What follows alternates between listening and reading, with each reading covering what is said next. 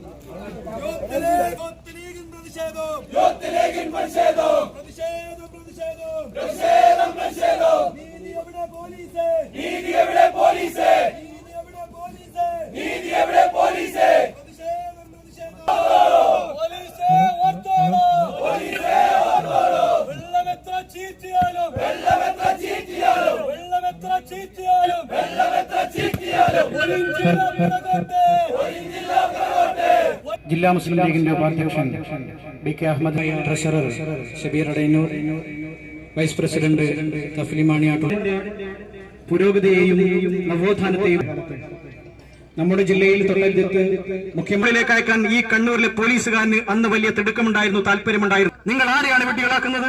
ഈ പ്രതികളെന്ന് ആരോപിക്കപ്പെടുന്ന ആളുകളുടെ ജില്ലാ മുസ്ലിം യൂത്ത് ലീഗിന്റെ അധ്യക്ഷൻ, ജില്ലാ മുസ്ലിം യൂത്ത് ലീഗ് ഉപാധ്യക്ഷൻ തസ്ലിം. കേരളത്തിൽ ഇത് തുടർക്കഥയായി മാറിക്കൊണ്ടിരിക്കുകയാണ്. കലാലയങ്ങളിൽ നടക്കുന്ന ആത്മഹത്യയും അതുപോലെ തന്നെ പീഡനവും ഒക്കെ തന്നെ ഒരു തുടർക്കഥയായി മാറിക്കൊണ്ടിരിക്കുകയാണ്. എന്ത് സംഭവിച്ചാലും സർക്കാരിന് ഒരു നിലപാടുണ്ട്, അതൊരു ഒറ്റപ്പെട്ട സംഭവമാണ് എന്ന്. എവിടെ കൊലപാതകം ആത്മഹത്യയൊക്കെ നടന്നു കഴിഞ്ഞാൽ അത് ഒറ്റപ്പെട്ട സംഭവമാണ് എന്ന് പറഞ്ഞുകൊണ്ട് അതിനെ ലഘൂകരിക്കുന്ന ഒരു സമീപനമാണ് കേരളത്തിലെ ഭരണകൂടത്തിൽ, ഇപ്പോഴത്തെ ഭരണകൂടത്തിനുള്ളത്, പോലീസുകാർക്കുമുള്ളത്. ഒരു പാവപ്പെട്ട കുടുംബത്തിലെ അംഗമായ നിതിൻ രാജ് അഞ്ചരക്കണ്ടി ഡെന്റൽ കോളേജിൽ അഡ്മിഷൻ കിട്ടിയപ്പോൾ ആ കുടുംബത്തിനുണ്ടായ സന്തോഷം പറഞ്ഞറിയിക്കാൻ കഴിയില്ല എന്നാണ് അറിയാൻ സാധിച്ചത്. സ്വന്തം മാതാപിതാക്കളോട് പറഞ്ഞു, എനിക്ക് മെറിറ്റിൽ തന്നെ അഡ്മിഷൻ ലഭിച്ചിരിക്കുന്നു, ഞാനൊരു ഡോക്ടറായി വരും, നമ്മുടെ കുടുംബത്തിന്റെ എല്ലാ പ്രശ്നങ്ങളും ബാധ്യതകളും അതോടുകൂടി തീരും, നല്ല രീതിയിൽ മുന്നോട്ട് പോകാൻ സാധിക്കുമെന്ന് മാതാപിതാക്കളോട് പറഞ്ഞിട്ടാണ് അദ്ദേഹം ആ ഡെന്റൽ കോളേജിൽ BDSന് ചേർന്നിട്ടുള്ളത്.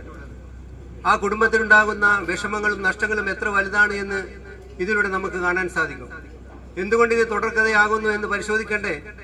എന്തെങ്കിലും ഒന്ന് സംഭവം നടന്നിട്ട് അതിനുശേഷം നടപടി സ്വീകരിക്കുന്നതിന് പകരം എല്ലാ കലാലയങ്ങളിലും ആന്റി റാഗിംഗ് സ്ക്വാഡും ഒക്കെ തന്നെ പലരും രൂപീകരിച്ചു. എല്ലാ വിദ്യാഭ്യാസ സ്ഥാപനങ്ങളും അത് സ്ഥാപിക്കണമെന്ന് പറഞ്ഞിട്ടുമുണ്ട്. പക്ഷേ അഞ്ചരക്കണ്ടി മെഡിക്കൽ കോളേജിനെ സംബന്ധിച്ചിടത്തോളം ആ ആന്റി റാഗിംഗ് സ്ക്വാഡിന് നേതൃത്വം കൊടുക്കുന്ന അധ്യാപകൻ തന്നെയാണ് ഇവിടെ ഈ കൊലപാതകത്തിന് ഉത്തരവാദി എന്നുള്ളതാണ് ഏറ്റവും വൈരുദ്ധ്യമായ ഒരു വസ്തുത. അപ്പോൾ അധ്യാപകർ പോലും വിദ്യാഭ്യാസം നേടി ഒരു മനുഷ്യനെ സംസ്കരിച്ചെടുക്കുന്നതിൽ ഉത്തരവാദിത്വമുള്ള വിദ്യാഭ്യാസം നൽകേണ്ട അധ്യാപകർ തന്നെ വിദ്യാർത്ഥികളുടെ കൊലപ്പെടുത്തുന്ന രീതിയിലുള്ള പ്രേരണാകുറ്റം ചെയ്യാൻ മുന്നോട്ട് വരുന്ന ദയനീയമായ കാഴ്ചയാണ് നമുക്ക് കാണാൻ സാധിക്കുന്നത്. ഡോക്ടർ റാമിനെ കുറിച്ച് ഞാൻ പറയുന്നില്ല. ഇവിടെയൊക്കെ തന്നെ പത്രങ്ങളിലൊക്കെ തന്നെ വളരെ സവിസ്തരം അദ്ദേഹത്തെ കുറിച്ചുള്ള വിവരങ്ങൾ വന്നിട്ടുണ്ട്. വിദ്യാർത്ഥികളെ മാനസികമായും ശാരീരികമായും ഒക്കെ തന്നെ പീഡിപ്പിക്കാൻ ഈ അധ്യാപകൻ മുന്നോട്ട് വന്നു എന്ന് നിതിൻ രാജിന്റെ മരണത്തിന് ശേഷം അദ്ദേഹത്തിന്റെ സഹപാഠികളൊക്കെ തന്നെ പോലീസിന്റെ മുമ്പിലും അതുപോലെ തന്നെ പൊതുജനങ്ങൾക്ക് മുമ്പിലും വളരെ വ്യക്തമായി തുറന്നു പറഞ്ഞിട്ടുണ്ട്. എന്നിട്ടും അയാൾ ഒളിവിൽ പോയി എന്ന് പറഞ്ഞുകൊണ്ട് അറസ്റ്റ് ചെയ്യാതെ മാറി നിൽക്കുന്ന ഈ പോലീസിന്റെ തെറ്റായ നടപടിക്കെതിരെയാണ് മുഖ്യമായും നമ്മൾ ഈ സമരം സംഘടിപ്പിച്ചിട്ടുള്ളത്.